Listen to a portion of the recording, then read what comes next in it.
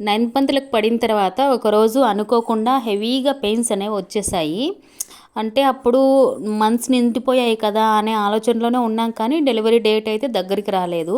Delivery date ఇంకా 25 days ఉంది. ఆ టైంలో నాకనేది పెయిన్స్ బాగా ఎక్కువ ఇచ్చాయి. అది కూడా డే టైంలో కాదు, మిడ్‌నైట్ 12:30 ఆ టైంలో అయితే పెయిన్స్ హెవీగా రావడంతో అమ్మ వాళ్ళు కుసంత భయపడ్డారు.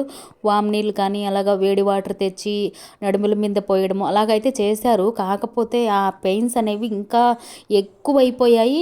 ఒక 25-30 మినిట్స్ అంతే ఆ పెయిన్స్ కూడా. ఆ తర్వాత నార్మల్గా తగ్గిపోయాయి. తర్వాత నన్ను అడిగారు, పెయిన్స్ ఉన్నాయా లేదా, ఉంటే చెప్పు అలాగా అనేసి అడుగుతున్నారు. పెయిన్స్ అనేవి అస్సలు కనిపించలేదు.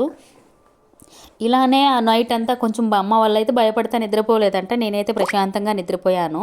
నెక్స్ట్ డే హాస్పిటల్కి అయితే వెళ్ళాము. హాస్పిటల్లో డాక్టర్ చెప్పిన విషయానికి మేమైతే చాలా అంటే చాలా షాక్ అయిపోయాము. అదేంటంటే నెక్స్ట్ వీడియో.